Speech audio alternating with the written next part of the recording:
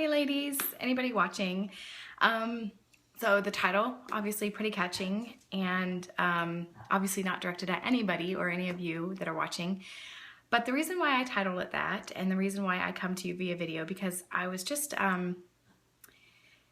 hitting, it just kind of hit a heartstring, and I thought, well, I want to talk about this because it's bothering me. So today I did my first Periscope using the Periscope app. I'm a little awkward, didn't know how to use it really. So I wanted to get it out of the way. So I knew for my Sunday live event, and I didn't realize, how to turn the camera around. So I'm in my house clothes and just a tank top and some BJs while my clothes were washing, and my makeup and my hair were done. But of course, you could see it was pointing towards the mirror, so you could see half up.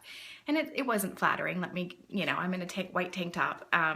It was not flattering, and my belly was kind of hanging over the counter because whatever, it is what it is. But so as I'm figuring out this Periscope, and I'm just kind of was talking about doing a routine, finishing my lips and my face, and just talking about strobing, which is the new technique. Anyway, I'm sitting there, and with this Periscope app, people can comment or ask you questions. And one of the very first few comments, I actually didn't think anybody would even chime in and look at it because I don't have very many followers, and I was just testing it out. But I had some random people, mostly guys, creepy guys, that were chiming in and listening to my video. And one of the very first comments was a gentleman saying that he just types out, "You are ugly." And I just went right past it, which I wish I could have called him out and told him he was disrespectful. But I didn't. It went so fast that I didn't catch his name. Anyway, and I just thought, wow, this person doesn't even know me. He's judging me off of a video, like I'm doing here. And I just thought, gosh, people are really rude. And I just can't believe that someone would do that. And then it got me thinking, God, the person, the Alana that was who she was a year ago, probably would have cried and probably would have just sat on it all day, and it bothered her and let her ruin her day, and then started believing, oh my gosh, you are ugly, blah, blah, blah. And it just would have set all these a negative tone for the day. And the reason why I'm bringing this up is because I figured this is a great opportunity to tell you a little bit about me and how far I've come. Those that know me probably know a little bit of my journey, but probably don't know a lot of it or the whole truth. So I'm going to take you back, and I'm going to try to make this short, but I'm going to take you back to my childhood. So as a girl, I was chubby. I was a chubby girl. I wore spandex all the time with long sweaters in elementary school because that's what was comfortable to me. I didn't care for jeans because they kind of dug in, and plus I was short, so a lot of them were too long, and then my mom would hem them and they looked horrible, like they were high waters. And so I steered away from them. I was outgoing, friendly, had tons of friends, and bullying wasn't such a thing back then. I'm sure it was, but nothing like it is today. Kids made comments about me being chubby and stuff, but it wasn't. I just kind of didn't even think twice about it, and moved on and went on with my day. Really outgoing kid. I played outside a lot. Grew up in a small town, and middle class. My mom worked her butt off with 2 jobs. My dad had a job at the county, and they did what they could to provide for us. There was a lot of top ramen and chicken nuggets and macaroni and cheese and tuna fish and, things that were cheap, which probably didn't help with my weight issue. But, overall it was good. I had boyfriends in 4th and 5th grade, whatever you want to call them. Other than that, it was just a childhood. And then moving into middle school, some of the best years of my life. I had some of the greatest teachers, met some amazing friends that are still my girlfriends to this day, that I'm thankful for. And I really started getting to know who I was. And, again, my personality was outgoing, and I was laughing and had tons of fun and just friendly. And we had a good time, and started liking a boy. He was popular. Brian Fortin, if you watch this, I know we're friends, but you probably won't watch this. But anyway, I just really liked him. He was super sweet and kind, but all the pretty girls won him over, but we became great friends, and tutored him a little bit, and just we became great friends. And then he moved off and started a new high school in a different, he moved away, and that was really sad, because that was the first boy that, you know, didn't judge me or was friends with me because of who I was, and it didn't matter that I was chunky. And back in middle school, I wish I was that chunky again, because I was really probably my thinnest at that point. But he was just the first boy that I was like, oh wow, he actually, you know, likes me as a friend and treated me nice and didn't judge me. So in 8th grade, we were getting ready for the 8th grade graduation, and we had a dance. And I don't remember what the theme was, but it had stars all over the wall. So the fun thing was to do is go find your star with your name on it.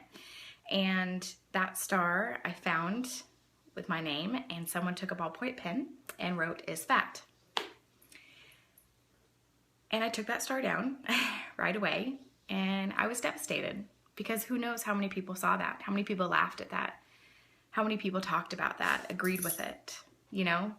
And here I am feeling all cute and pretty in my outfit, my makeup's done, my hair's done, you know, we're at a dance, and I was devastated and I was crushed, and I was like, who would do that? Who would do that? I felt like I was nice to everybody. I didn't, you know, make anybody mad, or what did I do for someone to say that about me? And I was devastated. So that was kind of the beginning of really starting to feel the pressures of being skinny and being cute and pretty, and starting to believe, wow, those things that people say to me must be true. You know, I must not be good enough because I'm bigger, and boys must not like me because I'm bigger. And I had boyfriends here and there between 6th, 7th, and 8th grade, but nothing, you know, serious by any means. So that was the beginning of me starting to have low self-esteem and realizing that it was becoming more of an issue, being thicker. Going into high school, one of the boys played sports. I was just one of the boys, friendly guy, lots of guy friends. Girls and I, they're too catty, so it was really hard for me to have a lot of girlfriends. I do have a small group of girlfriends that we're still friends. I love them dearly, but I didn't like all the drama, so I hung out with a lot of guys. I was one of the guys, you know, and never had boyfriends, and I never had a boyfriend in high school. There was some pressure, not so much bullying, but there was more pressure to be fit and cute and, you know, have all the nice clothes and stuff, but we couldn't really afford it. So, you know, whatever. It didn't bother me very much I wasn't part of a certain group. I just was friends with a lot of people, and people were people to me, and you treat them respectfully, and you treat them, at least I hope I did. If you're watching this and we went to high school together and I was not like that, I apologize. But I felt like I was friendly and outgoing, and just respected everybody. But so I think it was sophomore year, I overheard from a friend that a mutual guy friend was going to ask me to a dance. And I was super excited, because I was like, no one's ever asked me to a dance. Ever. No one's ever asked me to a dance.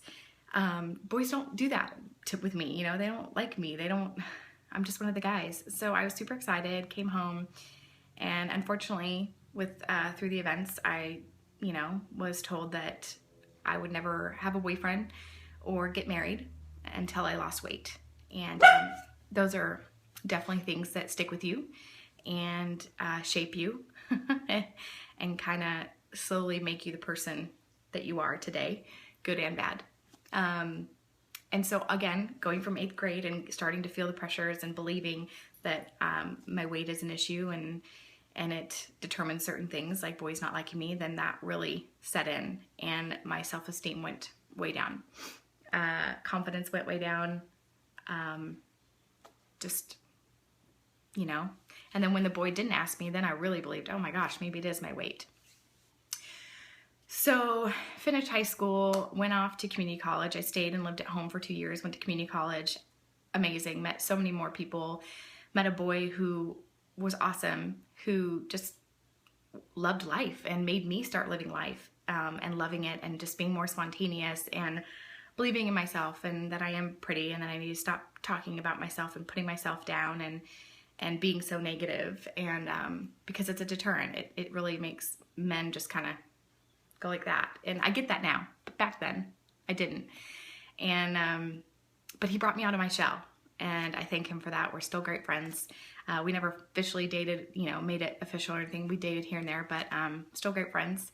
And I thank him for that, because that was a huge part of my life of growing up and starting to, believe in myself. And so, yeah, I'm on this roller coaster. I'm highs, lows, highs, lows. That's what we do, right? So then I was going up. I was on a high. So then finally I graduated community college and I moved up to Bellingham to go to school. And that was away from home. So no parents telling me, don't eat that, you're going to get fat, or you need to lose weight, or, all this stuff. And I was on my own, surviving on my own, got my own job, got my own apartment, made new roommates, new friends, and just started living. It was so exciting. I loved it. It was so much fun. People didn't know my history. They only knew me, this person. They only knew that I was fun, and I like to have fun, and I like to go do things and have a good time, and I'm a great listener, and whatever. I love to laugh and have fun. And so they only knew that person, which was great because nobody was judging me on my past. And then ended up meeting my now husband, who was my manager at the time at the restaurant I was working at, and totally unexpected. I was like, people kept telling me he liked me, but I was like, he's my manager, I can't date him, and I was still kind of dating this other guy, and I just turned 21, so I was like, whoa, enjoying college life. And he ended up getting really sick, and so I called him, and we started talking. We hadn't stopped talking since. And so we dated secretly for a year. But that year, it was a big growth period for me, because he knew me for me. He was attracted to me for my eyes and my personality, and, always smiling and looking like I enjoyed life. But in reality, I was still sort of depressed, and I was covering it up with this persona of someone being happy. But I was still very self-conscious, and I was very low with self-esteem, and still didn't believe in myself, even though I had a great job and I was excelling at it, and college and all of these things, and then this guy liking me, and we were dating, my first real boyfriend. But I still, he was still telling me, you need to stop. When someone gives you a compliment, you need to thank them. You need to appreciate it. You need to, just say thank you, and accept it. And instead of following it with, oh yeah, whatever, I could, if I could only lose 50 pounds, or maybe if I could, clear up this acne, or whatever it was, whatever the compliment was, I always followed it up with a negative comment or negative remark about myself, putting myself down. He's like, you've got to stop that. It's awful. It's a bad trait. It's a characteristic. It's not pretty. And so now we've been together 11 years, and he's been my biggest supporter and helping me and just encouraging me. And it's taken work, but now I'm the person that can accept a compliment. It's still hard, because it's still that little girl inside of me that's saying that you're not good enough, that you're not pretty enough, or, whatever. They're just lying to you. So we get married, and we have established jobs. We have a house, and I finished my bachelor's degree, and we finally start to decide to have kids. So this is years down the road. We start to finally decide in 2007 that we want to try for kids. Now that I'm done with school and we've got jobs and whatnot, and he's 6 years older, so he definitely was ready. And we start trying. 6 months goes by, nothing happens. So I see a doctor, and she's like, oh, just, come back in a year and we'll reevaluate. So I go back in a year, and she's still like, well, you're still young. I don't think it's, just keep trying and start calculating, and then we'll check back. And I said, well, she's not going to do anything about it. I'm going to go take control. So I went and made an appointment with an infertility doctor. And he was like, I think you have endometriosis. And so we scheduled a surgery, found out stage 2 endometriosis. Everything else looked good. And we were getting ready to start IVF, or infertility processes, IUIs and stuff. And then my husband got a job offer in Dallas. And I said, well, this is a great opportunity for him. We don't have kids yet, so we're going to take it. So we moved to Dallas, and we had to start all over. We got a recommendation for a doctor, and we started seeing her. And over the course of 3 years, we did 3 IUIs, no success. But after every IUI with an answer of no, again, that little girl comes in and starts settling in, and that little voice is telling you, God, you can't even get pregnant? You're a woman, you're supposed to bear children. How are you supposed to be a good wife if you can't even bear a child or get pregnant? What's wrong with you? This little voice in your head. And after the next negative pregnancy test, same thing. And then the next pregnancy test is negative. And I start slowly getting into this negative routine, this depression of, again, not feeling worthy enough. Not feeling good enough as a woman. Like, I know that sounds weird, but you don't feel like you're a woman because you can't do these things. And then you start thinking, he's going to leave me and go to someone who can do this for him. And the hormones, you gain weight. And it takes a lot out of you, still to this day. It's a very emotional ride. And so I sunk into this depression again over 3-4 year span.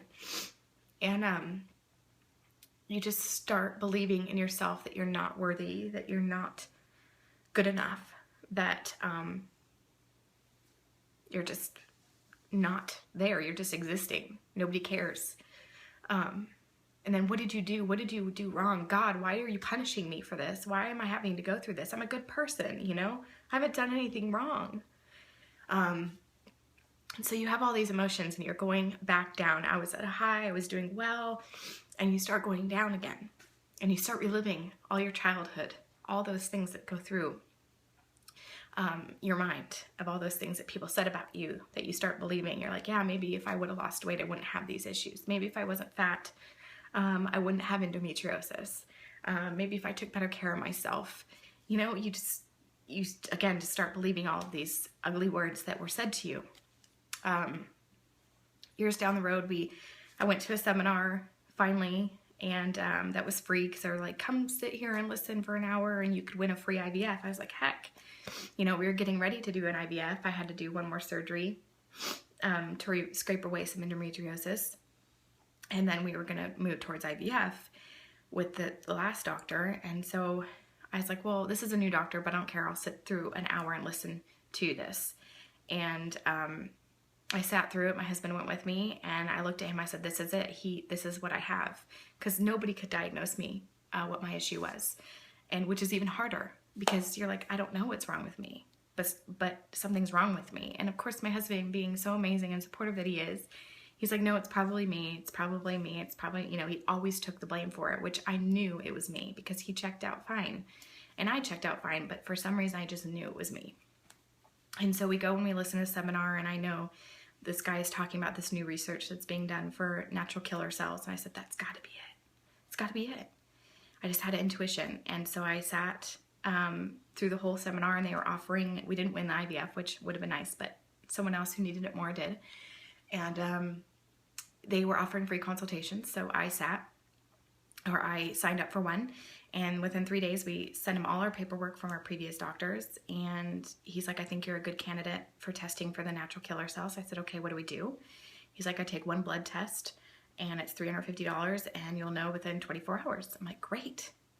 So in 24 hours, that's when our lives changed. We found out that I was tested positive for natural killer cells. And we began the IVF process. We began starting to save for that and did a fundraiser, and things like that. And then we had a house fire we dealt with, and I was here starting to work my way up and feel better that I have an answer, that I can bear children, and I am, you know, worthy, and I can be a mom. So again, I was starting from going down, I was starting to go back up. Slowly but surely, I started working out 6 days a week because I was like, okay, I've got a couple months, I need to get this weight off, and it'll be a better pregnancy, right? And so I started working out 6 days a week, and I lost 35 pounds, and it was great. Started IVF, and they said, no exercising because we want your hormones to be maintained. And so I went from 6 days a week to nothing. And I did all right because my food was under control, and started IVF and got pregnant the first time. Talk about the most incredible feeling ever when you get that voicemail that says you're pregnant after 5.5 years. Never thinking it would happen to you, and you get that voicemail that changes your life. And the most incredible day ever. And I have it in a video recording because I get to listen to it every once in a while, and it just, I never take a single day for granted being as a mother, because I wanted it so bad and what I went through. So I was validated again. Being a mom, being pregnant, I was validated. I started feeling like, oh my gosh, this is it, you know. And it went from a couple years of just being so negative on Facebook and half glass empty, you know, the glass half empty. And if you were friends with me during that time, I apologize. And that you're still friends with me, I'm surprised that you didn't unfollow me or defriend me, because I wouldn't have been my friend. I was not. Everything was just struggling and horrible. And of course I was in Dallas, so no family, no friends, and going through all of this infertility and emotional stuff. And all I wanted to do was hug my mom or talk to my best friend and vent and cry. But I had nobody. I had my husband, but you know, he's not always the one that you want to talk to sometimes. You know, he's always the strong one, saying, not showing his emotions. And so, you know, everything he says is just going to be positive, when sometimes you just don't want someone to talk to you. You just want someone to listen. And I didn't have any of that. So I just went through a dark time. And so I apologize, Facebook world, for those of you that have stuck with me over the last 6 years. And so I was getting ready to go back to work after Breck was born in August. And I just started a job previous to that, 5 weeks previous to giving birth. And I wanted to be an event planner forever. I loved it. And started the job, had the Breck. 2 months later, end of October, I was getting ready to go back to work, and I didn't want to. I was like, oh my gosh, I waited my whole life for this, and now I'm going to miss all these amazing moments by someone else at a daycare is going to, you know, enjoy these moments with him. And I was like, I really don't want to go back to work, but I had to, financially. So I took to a mom's group that I was part of, and I was just like, oh, I don't want to go back to work, blah, blah, blah, blah. And so Deanna, my sponsor, was a mom. Her daughter is 2 weeks older than mine son, and she was like, have you ever thought about direct sales? Have you ever thought about, you know, Younique, and do you like makeup? And I looked at it, and I've always loved makeup. I was a matte girl forever, and I thought, well, if anything, I just get some cool makeup and I'll give it a try. Didn't have the money to purchase the kit, but I put it on a credit card because I just knew there was something about it. It was a brand new company. The products looked amazing. They're naturally based, which is even better, because I was turning into this organic thing. Now that I have a son, I was really kind of conscious of what he was eating, or, you know, all that kind of stuff. And so I joined, and I took it slowly. I did it here and there, dabbled in it, played with it, but it didn't really take off until convention. And the point of this whole story is convention of last year, coming up on a year, because convention will be again in August, is when my life changed, and I decided to make that choice to start living and not just existing. And I chose to live in a positive light over a negative light. Because I was sitting there listening to Tracy Build, and she was talking about getting your girl back, and how as girls we journal and we have all these life plans. I wanted to be a businesswoman. I want to be an executive. I was so pumped about wearing, you know, blazers and suits and being powerful and being this executive of this company. And for some reason, a financial company. I don't know why, but that's what I always wanted to be. And I didn't need a man, and, you know, all that stuff, because I was just thinking I was going to be alone, because nobody would want me. Nobody would love me because I was fat. So I was like, well, screw it. I'm just going to be powerful, and I don't need a man. And she was talking about how she found her old journals and was reading about this girl that had all these dreams and aspirations and this bucket list and things that she wanted to do and accomplish. But then you get married, and you slowly start morphing into somebody you think you should be as a wife.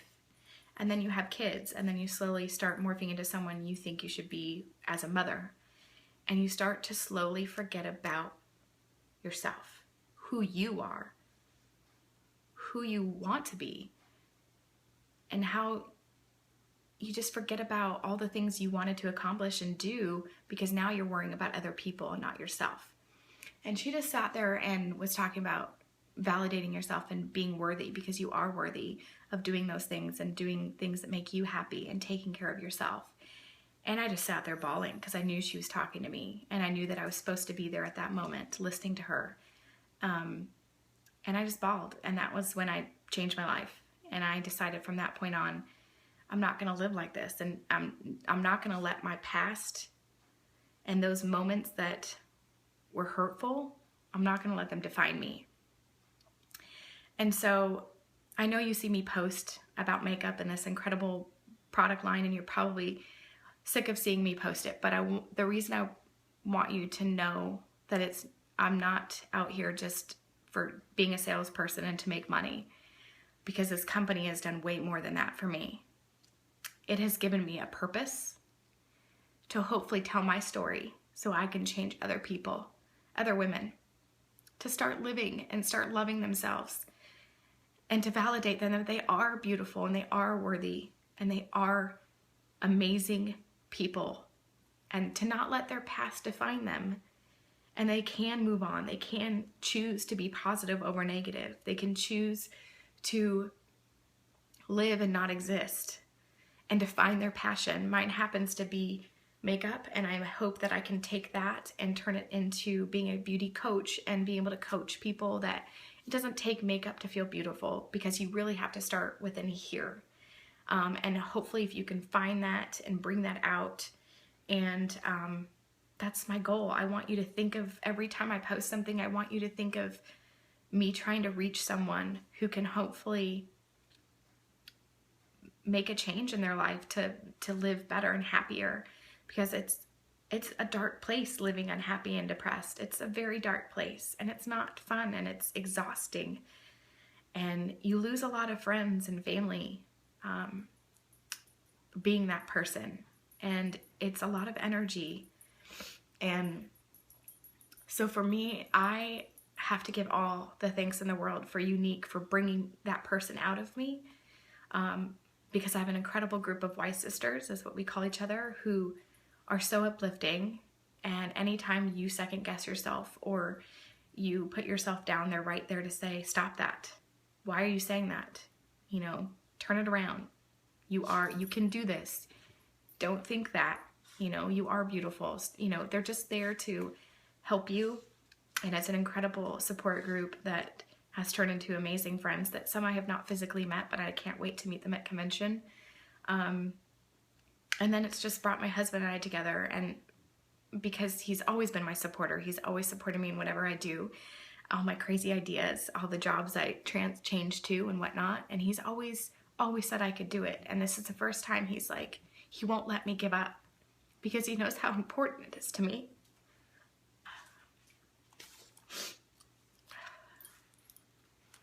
And how it's changed my life from the inside out.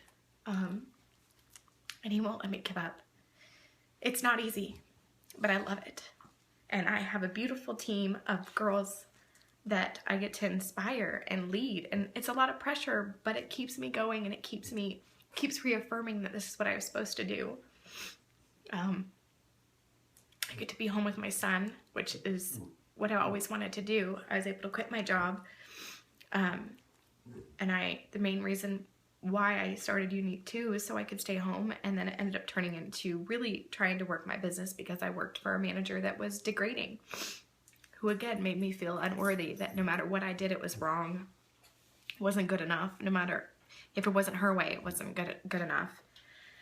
So that again put me back down into a spiral, coming from a high of having a baby, and then throughout a year someone telling you you're not good enough, you start believing it, and then your work ethic goes down, and then convention happened and so forth. That's the story, how that story goes. But anyway, it's 30 minutes long, and I just want you to know that I'm not ugly. And that comment that he said to me this morning is not going to define me. I'm not going to let it define me, because I know who I am, and I'm beautiful, and I want you all to feel the same way. And I want you all to believe in yourself and find that passion, whatever it is.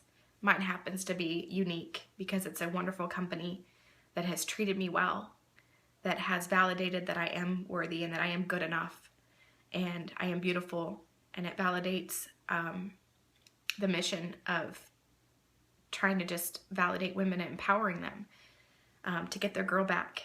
And so that's what works for me, and that's my passion, besides infertility and speaking about that. But I just encourage you to find something and don't give up on your dreams. If you had a dream when you were little and you put it on the back burner because you had kids or you got married or finances or whatever it is, make it happen. Find a way. Don't give up on that. Don't give up on that little girl that had all these amazing aspirations and goals and bucket lists and things they wanted to accomplish. So, enough of me crying. But anyway, I hope you all have a wonderful day, and I appreciate you watching and following me and supporting me in my business, because it's more than a business. It's beyond the wand, is what I like to call it. It's beyond the makeup, beyond the mascara, beyond the wand.